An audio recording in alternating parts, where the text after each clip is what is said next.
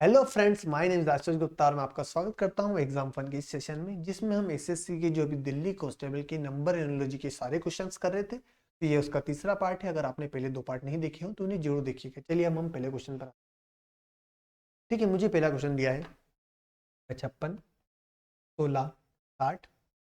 आपने कहा 64, 18, 68, 72, 20। Question mark correct है। आपके दिमाग में आ रहा होगा कि अगर मैं 56 में 4 जोड़ दूँ तो 60 आता है, 64 में 4 जोड़ूँ तो 68 आता है, 4 जोड़ते हैं तो 68 आता है। वैसे ही अगर मैं 72 में 4 जोड़ दूँ तो 76 आ जाएगा। हो सकता है कि इसका आंसर 76 ही है, बट ये हम जो तरीका यूज कर रहे हैं वो गलत है। बिकॉज क्या है, अगर नंबर एनर्जी में 3 क्वेश्चंस दिए हैं तो किन्हीं 2 का यूज करके तीसरा नंबर बन रहा होगा, इसीलिए हमें 3 नंबर्स दिए। ठीक है, तो चलिए अब हम इसका जो राइट कॉन्सेप्ट होना चाहिए वो कवर करते हैं। सबसे पहले मैं मिटा देता हूँ।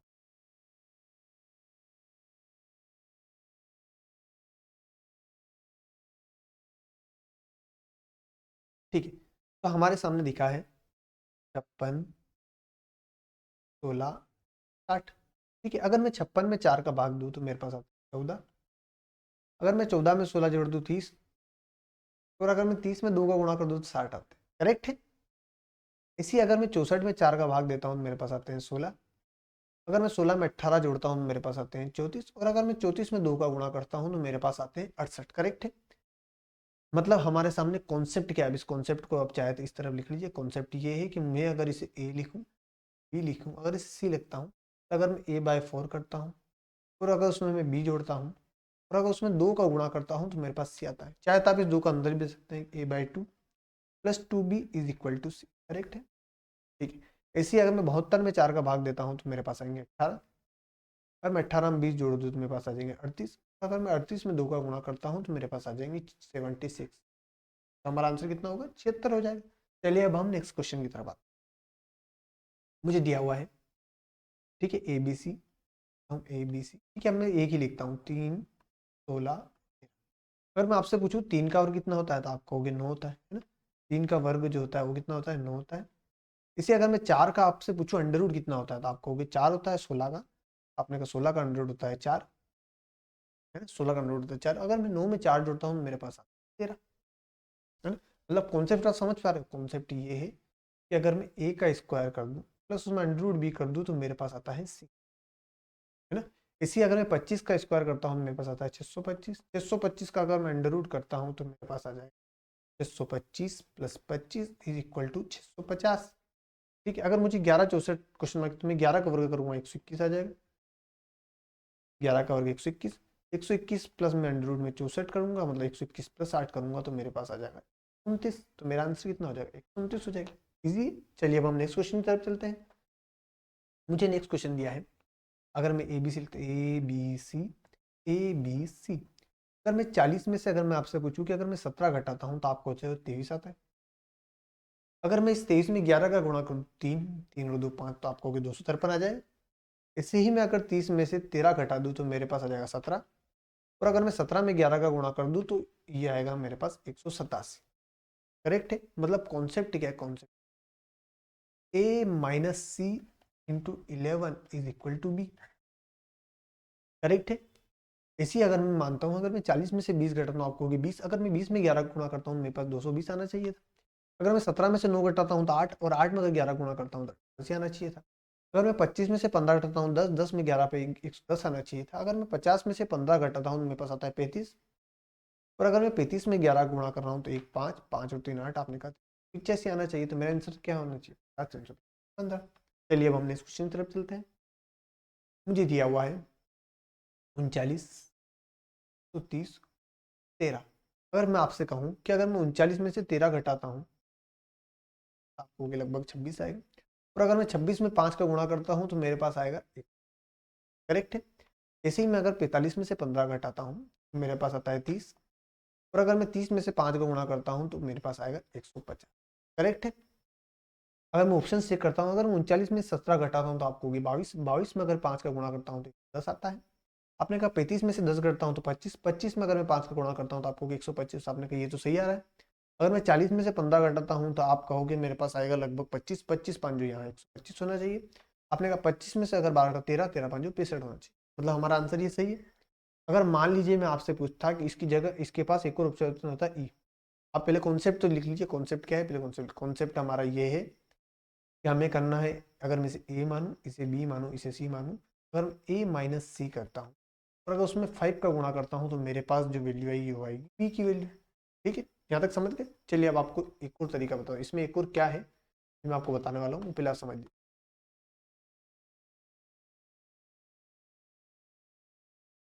ठीक है, मान लीजिए इसमें अगर एक और ऑप्शन होता, मैं आपसे कह रहा हूँ, यहाँ लिख लीजिए 80, यहाँ लिख लीजिए 300 लिख लीजिए, और यहाँ लिख लीजिए 60, 20 लिख लीजिए।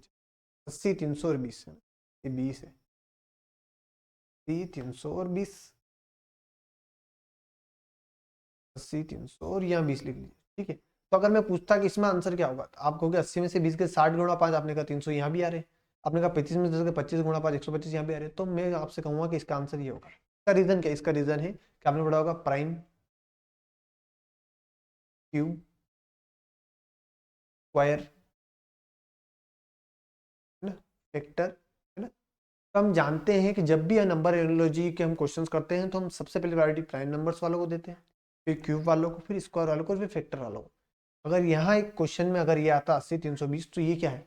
130 और 39 13 के फैक्टर है, 150 और 45 जो है 15 के फैक्टर है, और ये 300 और 80 जो है 20 के फैक्टर है। पर यहाँ ये किसी की 10 के फैक्टर नहीं है, तो हमारी प्रायोरिटी पहले ये होती है, अगर ये नहीं तो फिर ये। करेक्ट है। चलिए अब हम नेक्स्ट क्वेश्चन की तरफ चलते हैं। मुझे दिया हुआ है 4, 42, 5। मैं इसे ए लिख लेता हूँ, इसे बी लिख लेता हूँ, सी लिख। अगर मान लीजिए मैं 4 में 2 जोड़ता हूँ मेरे पास आएंगे 6। इसे अगर मैं 5 में 2 जोड़ता हूँ तो कहेंगे 7 आ जाएंगे। अगर मैं 6 में 7 का गुणा कर दूंगा तो मेरे पास आ जाएंगे 42। ठीक है, इसका मतलब क्या है? अगर मैं ए में 2 जोड़ दूँ और अगर मैं सी में भी 2 जोड़ दूँ और दोनों का अगर मैं गुणा कर दूँ तो मेरे पास बी आ रहा है। ये क्या है? ये मेरे सामने कॉन्सेप्ट है। इसी मैं इसको इसमें भी ट्राई करके बताता हूँ। 3 पे 7, अगर मैं 3 में 2 जोड़ता हूँ तो मेरे पास आ जाएंगे 5, 7 में 2 जोड़ता हूँ तो 9। तो आपने कहा पांचों नामों कितने हो जाएंगे? 40 आ जाएंगे। अगर मैं 7 में दो जोड़ता हूँ 9, और 9 में अगर मैं 6 का गुणा करता हूँ, क्योंकि 4 में 2 6 होते हैं, 9 छंग होना चाहिए, 54 होना चाहिए। आपने कहा अगर मैं 6 में 2 जोड़ता हूँ 8, आपने कहा 2 में 2 जोड़ता हूँ 4, 8 तो गुणा 4 होना चाहिए 32। तो आपने कहा ये करेक्ट है। आपने कहा 7 में 2 जोड़ता हूँ तो यहाँ आएगा 9, 5 में 2 जोड़ता हूँ तो आपको होगी 7, 9 7 होना चाहिए 63। अगर मैं 6 में 2 जोड़ता हूँ तो आपको हो गया 8, और 3 में 2 जोड़ता हूँ तो 5, 8 और 5 कितने होंगे? आपने कहा 40 होंगे। तो हमारा आंसर यहाँ क्या है? 32 होगा। करेक्ट है। चलिए हम नेक्स्ट क्वेश्चन की तरफ चलते हैं। मुझे दिया हुआ है 59, 236, 175, 24, 124, 98 से कौन संबंध नहीं रखता, इनसे कौन रिलेट नहीं करता? मतलब क्या इनमें से 3 जो होंगे इनसे संबंध रखते होंगे और एक इनसे डिफरेंट होगा। अगर मैं इसे लिखता हूँ ए बी, अगर मान लीजिए मैं अगर 236 में से 175 घटाता हूँ तो आपको कितना आएगा? 5 और 1 6, 17 और 6 23। तो मतलब ये क्या है? 59 + 2 है। करेक्ट है। इसे ही अगर मैं 124 में से 98 घटाता हूँ तो आप कहोगे लगभग ये 26 आएंगे। वो क्या है? 24 + 2 है। मतलब जो हमारा कॉन्सेप्ट है, कॉन्सेप्ट क्या है? कॉन्सेप्ट ये है कि b - c is equal to a + 2। चाहे तो आप इसको ऐसे भी कर सकते हैं कि मैं 2 को इधर ले लूँ, अगर मैं b - c - 2 कर दूँ तो मेरे पास कितना आना चाहिए? a की वैल्यू आना चाहिए, है ना। 236 में 175 और उसके बाद 2 और घटाऊंगा तो मेरे पास क्या आना चाहिए? a आना चाहिए। ठीक है, अगर मान लीजिए मैंने 124 में से 98 घटा, मेरे पास 26, और 26 में से जैसे 2 घटाऊंगा तो मेरे पास 24 आ रहा है। सही है। इसी में अगर 183 में से 159 घटाता हूँ तो 183 में से अगर मैं 159 घटाता हूँ तो आप कहोगे मेरे पास आएगा लगभग 24। अगर मैं 24 में से 2 घटा दूँ तो मेरे पास कितना आएगा? 22 आएगा। तो मतलब ये तो सही है, मैच कर रहा है। अगर मैं 124 में से 108 घटाता हूँ तो आप कहोगे 16 आएगा, और 16 में से 2 घटाऊंगा तो मेरे पास कितना है? आपने कहा 14 आना चाहिए। मतलब ये क्या है? ये गलत है, ये मैच नहीं कर रहा है। अगर मैं 182 में से 116 घटाता हूँ तो आप ये सीधा कहोगे इसमें क्या आना चाहिए? आप कहोगे लगभग 66 आना चाहिए। और अगर मैं 66 में से 2 घटाऊंगा तो मेरे पास आता है 64। आपने कहा ये भी इसको मैच कर रहा है। अगर मैं 206 में से 188 घटाता हूँ तो आपको क्या 18 आता है। और अगर मैं 18 में से 2 घटाऊंगा तो मेरे पास आना चाहिए 16। हमारा आंसर क्या है? ये चेंज है, क्योंकि ये डिफरेंट है और ये तीनों क्या है? इससे मैच कर रहे हैं। ठीक है, हम नेक्स्ट क्वेश्चन की तरफ बढ़ते हैं। मुझे दिया हुआ है 676, 500, इसे ये लिख लेता हूँ, इसे बी, इसे। मैंने आपको बताया था कि जब 3 नंबर या 4 नंबर और आते हैं सबसे पहले हम डिफरेंस से चेक करते हैं क्या इनके बीच का डिफरेंस इक्वल तो नहीं है। अगर मैं 676 और 553 के बीच का डिफरेंस निकालता हूँ, आपको होगी 3 और 3 6, 5 और 2 5 और 1 6। आपने कह दिया 784 और 661 के बीच का डिफरेंस, 1 और 3 4, 6 और 8 6 तो 23। आपने कहा इसी में अगर मैं 547 और 424 के बीच का डिफरेंस निकालता हूँ तो आपको होगी सात, दो और दो चार, और चार और एक पाँच, 123। मतलब क्या है, इनके बीच का डिफरेंस भी वही है जो इसके बीच का डिफरेंस है। मतलब ये क्या है, ये आंसर है। मतलब कॉन्सेप्ट आप सीधा ही यहीं से कॉन्सेप्ट लिख लीजिए। ये कॉन्सेप्ट यहीं लिख देता हूँ मैं, A minus B is equal to 1 2, बस यही हमारा कॉन्सेप्ट है। अब 421 में से अगर 300, आपने कहा एक और एक तो पीछे ही जीरो आ जाएगा, तो ये होगा ही नहीं। आपने अगर एक में से एक, तो ये भी जीरो है, मतलब ये भी नहीं होगा, ये भी नहीं होगा। आपने कहा अगर 752 में से अगर मुझे 600, आपने कहा 8 और 4 बराबर है, तो यहाँ 4 आएगा और यहाँ 3 है, तो आपने कहा ये भी गलत है। हमारा आंसर होगा 543 424 होगा। चलिए अब नेक्स्ट क्वेश्चन की तरफ चलते हैं। 68 9 27 105 15 45। ठीक है, मैंने अभी आपको बताया था प्राइम क्यूब स्क्वायर फैक्टरोलॉजी, तो आप जानते हैं ये क्या है। 27 63 9 के ही फैक्टर, 45 105 15 के फैक्टर। आपको देखना है अब यहाँ 21 को, आपने 147 21 सातों होता है, और 63 21 या 63 यही फैक्टर, तो ये आंसर होना चाहिए। आपने 149 21 का फैक्टर नहीं होता है, ये नहीं होता, 63 भी नहीं होता, 65 भी नहीं होता, ये भी नहीं होता, और 21 65 147 है ना, ये भी फैक्टर होते हैं, नहीं होते हैं इसके। तो हमारा आंसर क्या हो, 147 21 63 हो। ठीक है, अब हो सकता है कि आपके दिमाग में ये नहीं आए, तो कई सारे लॉजिक दिमाग में आ सकते हैं, इसमें कुछ भी ऐसी बात नहीं है जो आपको समझ में नहीं आए, है ना। जैसे आपके दिमाग में आ सकता है, देखिए मैं आपको, अगर मैं इसे ए लिखता हूँ, इसे बी लिखता हूँ, इसे लिखता हूँ, अगर मैं ए प्लस सी जोड़ दूँ, तो आपको कि 63 प्लस 27 होते हैं, मेरे पास होते हैं लगभग 90। 90 क्या है, आपने कहा 9 गुणा 10, सही है। मतलब कॉन्सेप्ट क्या बन रहा है हमारे पास, आपने कहा A plus C is equal to B into 10, A plus C is equal to B into 10। आपने कहा 105 और 45 का हो गया 150, आपने कहा 150 इक्वल क्या हो गया, आपने कहा 15 गुणा 10, करेक्ट है। अगर मैं 147 में 163 जोड़ता हूँ, तो आपको 150 और 60 जोड़ेंगे 210, 210 इक्वल 21 गुणा 10, करेक्ट है। चलिए अब हम नेक्स्ट क्वेश्चन की तरफ चलते हैं। ठीक है, अगर आप चाहो तो कुछ भी सोच सकते हैं, ऐसा नहीं है यही सोचना जरूरी है। आपने कहा 27 और 9 चौक 36 जो 63 हो जाएंगे, 15 45, आपने कहा 15 चौक 60, 45 और 60 हो जाएंगे 105, 63 प्लस 21 चौक 63 और 84 जोड़ोगे तो भी 147 से आएगी। ठीक है, और भी कई तरीके हैं, आप उन तरीकों से कर सकते हैं, इसमें कोई गलत वाली बात नहीं है। ठीक है, चलिए हम नेक्स्ट क्वेश्चन पे आते हैं। मुझे दिया है 205 146 87 333 274 215। ठीक है, जब भी मैंने आपको बताया, जब भी हमें तीन नंबर्स वाले बड़ी संख्या दिखे, तो हम सबसे डिफरेंस से चेक करेंगे, डिफरेंस सेम नहीं। आपने कह दिया, अगर मैं ए बी सी लिखता हूँ, ए बी, आपने कहा 6 और 9 15 के पास ऐसे लगी, 1 15 और 5 कितना होता है 20, तो आपने कह दिया इन दोनों के बीच का डिफरेंस 59। ऐसे में इन दोनों के बीच का डिफरेंस, तो आपने 7 और 9 16 86 लगी, 1 9 5 14 के बीच का 59 है। अब मैं 333 और 274 के बीच का डिफरेंस देखता हूँ, तो आपने कहा 4 9 83 ऐसे लगी, 1 28 और 5 कितना हो गया 33 हो गया। अगर इन दोनों के बीच का डिफरेंस देखता हूँ, तो आपने कहा 5 और 9 84 लगी, 1 आपने कह दिया 22 और 5 27। मतलब हमें इससे क्या पता चल रहा है, हमें इससे पता चल रहा है कि ए माइनस बी के बीच का डिफरेंस और बी माइनस सी के बीच का डिफरेंस इक्वल है। करेक्ट है क्या, हमें ए माइनस बी का डिफरेंस और बी माइनस सी का डिफरेंस इक्वल है। तो आपने कह दिया, अगर मैं यहाँ जोड़ता हूँ, तो आपने कहा 9 और 3 12 2 हासिल लगी, 1 आपने कहा 17 और 5 कितने होगा 22 होगा 53 का डिफरेंस। अगर मैं यहाँ करता हूँ तो 3 और 6, तो आपने कहा यहाँ 3 है 5 पीछे और यहाँ 6, तो मतलब ये तो गलत। आपने कहा अगर मैं जोड़ता हूँ तो 181 में आपने कहा 9 जोड़ता हूँ, 190 और 40 50 हो जाएगा। आपने कहा 7 से अगर मुझे 1 तक जाना, तो मुझे 4 जोड़ना पड़ेगा, मतलब यहाँ यूनिट डिजिट 4 आएगा, तो हमारा ये भी आंसर गलत है। आपने कहा 180 और 130, तो आपने कहा यहाँ तो 50 है। और जब मैं यहाँ से आता हूँ, तो ये 1 और 9 है, मतलब हमारे पास यहाँ 0 है, यूनिट डिजिट यहाँ 0 या 9 है, तो ये भी गलत है।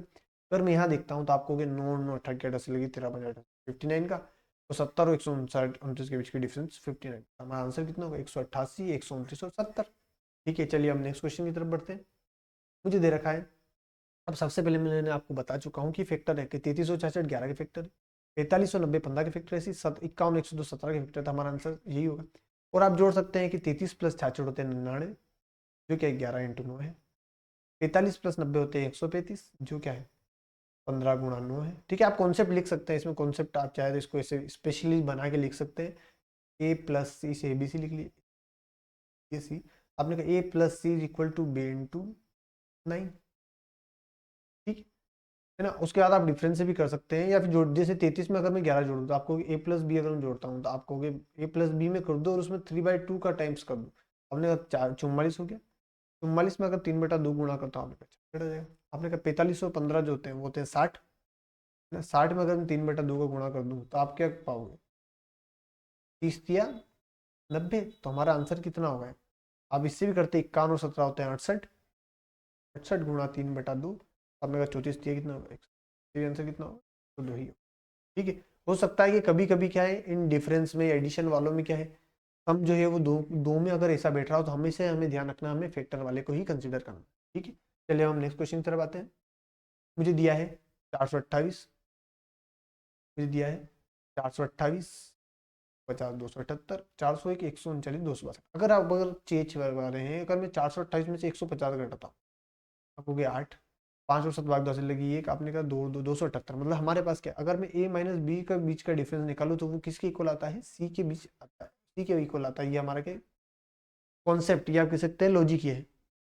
अब आपको चेक करना है कि किस किस के बीच का डिफरेंस जो है वो सी के इक्वल है। ठीक है, आप इससे कंफर्म कर सकते हैं अगर ये कॉन्सेप्ट गलत तो। आपने किया नोट दो ग्यारह हासिल लगी, एक 14 और 40 जोड़ना है तो आपने कहा 26 होना चाहिए। मतलब क्या है, हमारा कॉन्सेप्ट सही है अभी तक। आपने कहा 191 और अगर मैं 891 के बीच का डिफरेंस निकाल तो आपको गया तो 700 के तकरीबन, गलत है। 349 में से अगर मैं 145 करता, आपने कहा 9 में से 5 गए तो 4 आता है ना कि 6, तो यहाँ 4 होता तो जरूर हम कंसिडर कर सकते हैं, क्योंकि इनके बीच 204 डिफरेंस। आपने कहा 245 213 के बीच का डिफरेंस 32 से, है ना। आपने कहा 389 143, आपने कहा 3 और 6 9, 18 और 20 206, तो हमारा आंसर कितना होगा, 206 वाला होगा। मतलब हमारा आंसर ये होगा।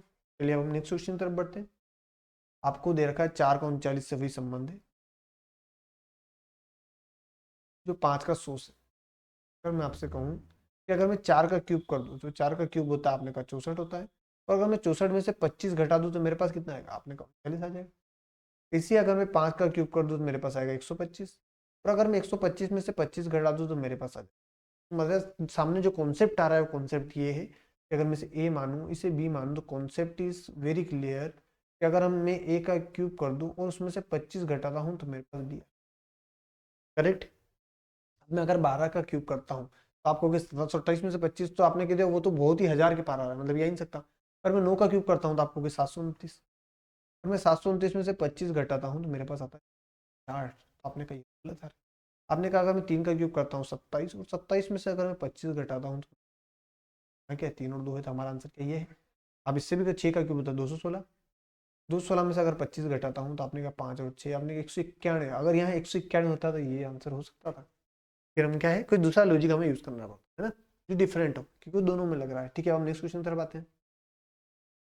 ठीक है, मैंने आपको बता भी दिया है कि 9 63 36 के बीच कितना होगा। आपने कहा 9 के फैक्टर्स, ये 15 के फैक्टर्स, आपने कहा ये 19 के फैक्टर्स, किस में आपने कही में थी।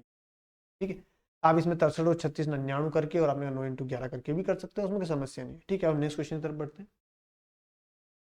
मुझे दे रखा है 16 40 5 3 27 और 18, ये मुझे दे रखा है। ठीक है, अब आपके दिमाग में अगर मैं आपसे पूछूं कि अगर मैं 40 में 16 का भाग दे दूं, कुछ बहुत सारे तरीके मैं आपको अलग तरीके से बता रहा हूँ। ठीक है, सबसे पहले मैं आपको अगर मैं 16 में 5 का गुणा कर दूं, चलिए 16 में 5 का गुणा करता हूँ 80, और उसमें 2 का भाग दे दूं मेरे पास कितने 40 आ जाए। इसी में 3 में 18 का गुणा कर दूंगा मेरे पास 54, और उसमें 2 का भाग दे दूंगा 27 आ जाएगा। इसी में 7 में 8 का करता हूँ 56, तो आपने कहा 2 का भाग तो 28 आना चाहिए। आपने कहा 9 में 6 का गुणा करता हूँ 54, तो आपने कहा 27, तो ये लॉजिक सही। 9 6 54, तो यहाँ 27 आना था। 8 7 56, तो यहाँ 28 आना था। मतलब क्या, ये सारे गलत आंसर 9 27 से। आपके दिमाग मतलब कॉन्सेप्ट तो बता देता हूँ आपको। अगर मैं ए बी सी लिखता हूँ तो आप क्या कर सकते हैं, ए इंटू सी बाई 2। ठीक है, आपके दिमाग में ये भी तो आ सकता था कि मैं 40 में 16 का भाग दे दूँ, आपने कहा 2.5 आ जाएगा। और अगर मैं उसमें 2 का गुणा कर दूँ तो 5। ठीक है, इसी में 27 में 3 का भाग दे दूँ तो आपको 9 आ जाएगा, और 9 में 2 का गुणा आपने कहा। आपने कहा 27 में 9 का भाग दे, तो आपने कहा 3 3 में 2 का गुणा कर दूंगा 6 था हमारे पास आंसर। ठीक है, चलिए अब हम नेक्स्ट क्वेश्चन की तरफ चलते हैं। मुझे दे रखा है 7 16 168, 7 16 168, आपने कहा 3 28। ठीक है, अगर मैं आपसे पूछूं कि अगर मैं 7 में 3 का गुणा करता हूं तो आपको होगे लगभग 21 होता है। और अगर मैं 16 में 2 का भाग दे दूं तो मेरे पास आ जाएगा। और अगर मैं 21 में 8 का गुणा कर दूंगा तो मेरे पास कितना आ जाएगा, आ जाएगा। मतलब क्या कर रहा हूँ मैं, क्या फर्स्ट वाले डिजिट में 3 का गुणा कर रहा हूँ, 3 में 3 का गुणा करता हूँ 9, और सेकंड वाले में 2 का भाग कर रहा हूँ। तो अगर 28 में 2 का भाग देता हूँ तो 14, 9 गुणा 14 कितना 100। ठीक है, तो आप लॉजिक समझ पा रहे हैं। ठीक है, मैं इसको मिटा के लॉजिक लिख लॉजिक ये है, देता हूँ लॉजिक हमारे सामने सिंपल है। लॉजिक ये करना है, अगर मैं इसे ए मानूँ, इसे बी मानता हूँ, इसे सी मानता हूँ, तो अगर मैं ए इंटू 3 करता हूँ, ए इंटू 3 इंटू अगर मैं बी बाई 2 कर दूँ तो मेरे पास कितना आ जाएगा, है ना। या आप इसे भी कह सकते हैं A into B into 3/2 times उनका is equal to C, correct है। ठीक है, अब मैं इसको ऐसे ही करता हूँ। अगर मान लीजिए 17 नम आपने कहा 17 नम ही 117 3/2 तो ज़्यादा आएगा, तो ये तो गलत है।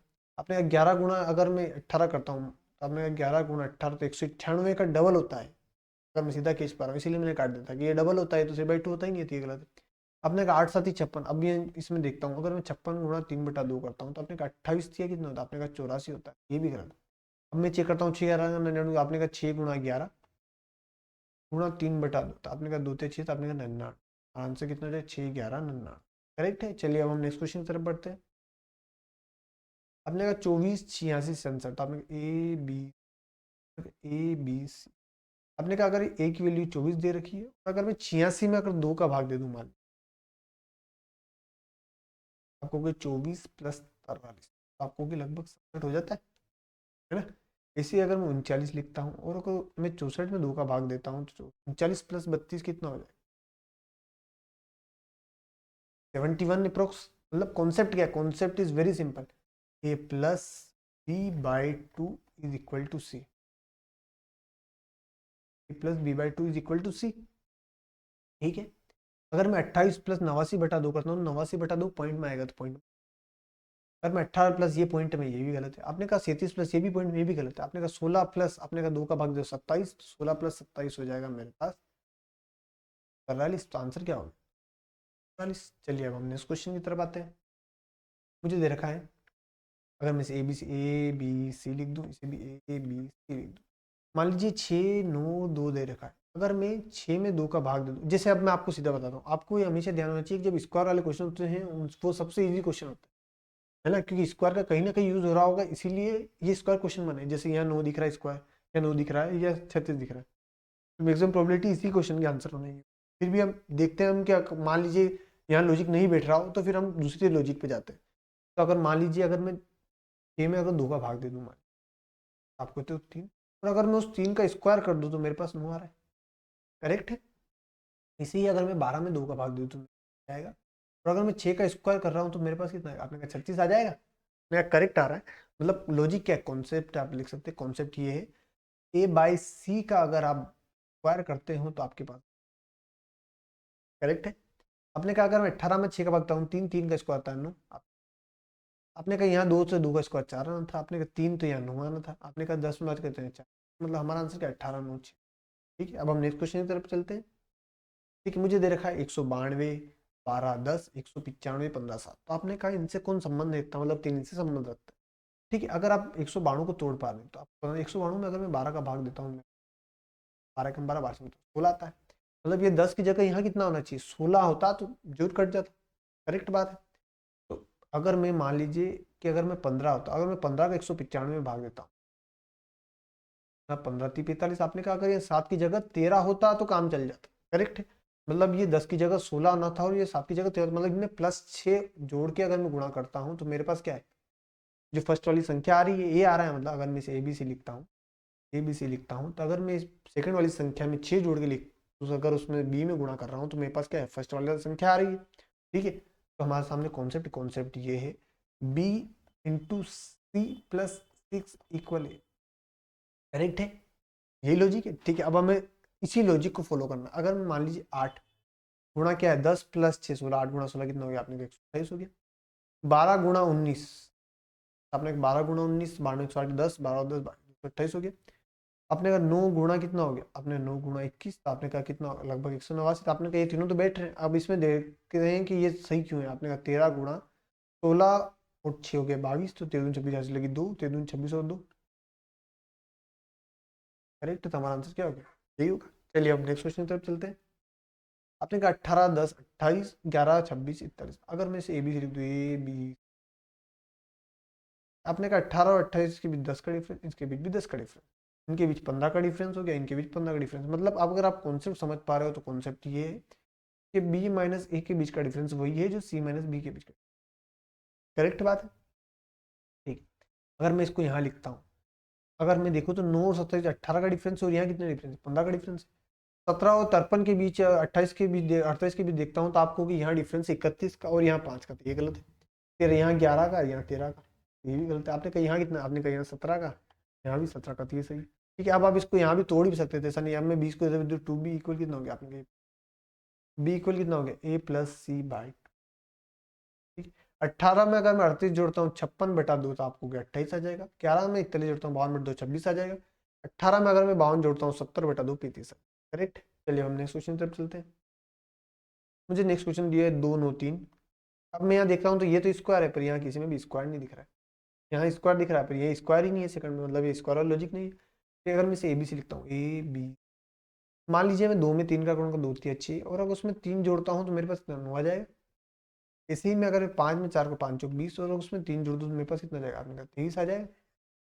करेक्ट है। ठीक है, तो हमारा लॉजिक क्या कॉन्सेप्ट ये है, A into C plus 3 is equal to B। Correct है। अगर मैं 10 में 3 का गुणा कर दूँ 30 और अगर उसमें 3 जोड़ दूँ तो मेरे पास कितना आ जाएगा, आपने कहा 33 आ रहा है, मतलब ये क्या है, सही हो रहा है ऑप्शन से। अब मैं अगर मैं 12 में 4 का गुणा कर दूँ 48, 48 में अगर मैं 3 जोड़ता हूँ तो यहाँ आना चाहिए 39 और 3 कितना होगा, आपने कह दिया 42 हो गए। 44 और 3 कितना होगा, आपने कहा 47 हो गए। तो हमारे पास आंसर क्या है, यही है। चलिए अब हम नेक्स्ट क्वेश्चन की तरफ चलते हैं। मुझे नेक्स्ट क्वेश्चन दिया हुआ है 2 14 3 4 28 5। अगर मैं इसे ABC लिखूँ ABC, मान लीजिए अगर मैं 2 में 3 का गुणा कर 2 3 6 और अगर उसमें मैं 8 जोड़ दूँ तो कितना हो जाएगा, आपने कहा 14 हो जाएगा। इसी अगर मैं 4 में 5 का गुणा 4 5 20 और अगर उसमें 8 जोड़ दूँ तो मेरे पास कितना हो जाएगा, आपने कहा 28 हो जाएगा। करेक्ट है। इसी अगर मैं 7 दूना 14 में अगर 8 जोड़ता हूँ यहाँ 22 होना चाहिए था। मतलब कॉन्सेप्ट बहुत ही सिंपल है, आपको करना A into C plus 8 is equal to B। 7 दूना 14 और 8 यहाँ होना था 22, आपने कहा सभी सेम है, 7 दूना 14 और 8 22 होना था, मतलब ये तो हमारा आंसर यही है। चलिए हम नेक्स्ट क्वेश्चन तक चलते हैं। ठीक है, अगर इसे A लिखता हूँ, इसे B लिखता हूँ, इसे C लिखता हूँ, इसे A लिखता हूँ, इसे B लिखता हूँ, इसे C लिखता हूँ, तो मान लीजिए अगर मैं A में B जोड़ दूँ, अगर मैं 84 में 73 जोड़ता हूँ, आपको 4 3 और 8 7 15, 4 3 7 है ना 117। मतलब क्या है, कॉन्सेप्ट ये है कि अगर मैं A प्लस B जोड़ता हूँ उनका एडिशन C के बराबर है। करेक्ट है, यही हमारा लॉजिक है। अब मैं जोड़ता हूँ, इनमें से आ रहे हैं 89 और 2 91 और 60 51, तो ये करेक्ट है। 99 और 100 यहाँ 170 होता है, ये हो जाता। 88 में 8 9 तक हासिल लगी, 1 8 7 15 और 1 16 167 होना, ये गलत है। 2 और 5 7 9 7 16 167, ये भी है। मतलब क्या, ये भी गलत है क्योंकि क्या है, A प्लस बी का समझो सी के बराबर है। अब चाहे तो आप इसको B equal C minus A लिखें, आपने कह दिया A equal C minus B लिखे, वो आपके ऊपर है ना, जिस भी तरीके से आप सोच पाते हो वो अच्छी बात है। ठीक है, चलिए तो आज का सेशन हम यही समाप्त करते हैं, क्योंकि दिल्ली कांस्टेबल के लिए हम जो है कल एक लास्ट क्लास लेंगे जिसमें थोड़े और नंबर के क्वेश्चन बचे हुए हैं, लगभग 20 के तकरीबन, तो हम उसको कवर कर लेंगे। ठीक है, उसके बाद हम जो है स्टेनो की तरफ जाते हैं, फिर हम IBACIO में जो भी क्वेश्चन है तो उनको क्वेश्चन को कवर करते हैं। ठीक है, SSC CGL मेंस वालों को कवर करते हैं, CHSL के हम सारों को धीरे धीरे कवर करते हैं। ठीक है, तो आज के सेशन के लिए धन्यवाद। अगर वीडियो अच्छा लगा हो तो इसे लाइक और शेयर और सब्सक्राइब जरूर करिएगा।